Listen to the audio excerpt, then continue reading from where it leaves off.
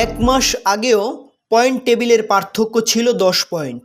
সিটির থেকে 10 পয়েন্ট এগিয়ে থাকা আর্সেনাল হয়তো ভাবছিল শিরোপার দৌড়ে হয়তো তাদের নাগাল কেউ পাবে না। তবে মাস ফুরোতেই ইংলিশ প্রিমিয়ার লিগের শিরোপার রেস জমে উঠেছে।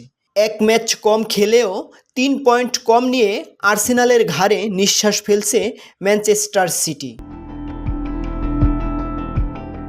6 পয়েন্টের ব্যবধান নিয়ে মাঠে নামেন আর্সেনাল ম্যান সিটি।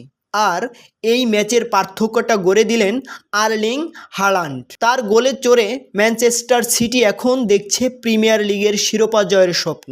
আর্সেনালের জন্য সঠিক অভিব্যক্তি কেমন তা গানার ভক্তরাই ভালো বলতে পারবেন। আজ সিটির কাছে 2-1 গোলে হারে তাদের সিংহাসন শুধু নড়বড়েই করে দেয়নি, ধূলিসাৎ করে দিয়েছে শিরোপা স্বপ্ন। ইতিহাদ স্টেডিয়ামে 16 মিনিটের রায়ান চেরকির গোলে লিড নেয় সিটি।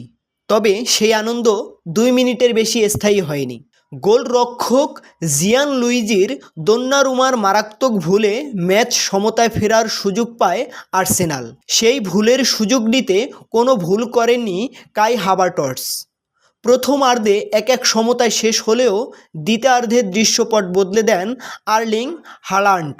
65 মিনিটে তার করা জয়সূচক গোলটির সিটির 3 পয়েন্ট নিশ্চিত করে দেয়। এই জয়ের 32 ম্যাচে 67 পয়েন্ট নিয়ে 2-এ আছেন সিটি। এক ম্যাচ বেশি খেলে আর্সেনাল 70 পয়েন্ট নিয়ে শীর্ষে আছেন ঠিকই, কিন্তু তা হতে পারে আর মাত্র ক্ষণিকের জন্য। কারণ বুধবার বার্নলিকে হারালেই শীর্ষে উঠে যাবে সিটি। তখন হতাশায় পড়বে আর্সেনাল। প্রিমিয়ার লিগে যেখানে শেষের রোমাঞ্চ জমে উঠেছে, সেখানে বুন্দেসলিগায় শিরোপার আনন্দে ভাসছে বায়ার্ন মিউনিখ। স্টুটগার্টকে আজ ঘরের মাঠে 4-2 ব্যবধানে হারিয়ে বুন্দেসলিগা চ্যাম্পিয়ন হয়েছে তারা। লিগে আরও 4 ম্যাচ বাকি থাকতেই 79 পয়েন্ট নিয়ে নিশ্চিত করল 35তম শিরোপা।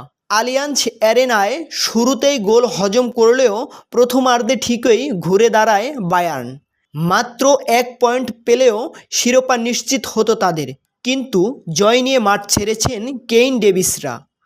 এ জয়ের কোচ হিসেবে ভিনসেন্ট কম্পানির দ্রুততম 50 জয়ের রেকর্ড স্পর্শ করেন। ইএফটি ফার্স্টের সাথে ট্রেড করুন যে কোনো জায়গা থেকে।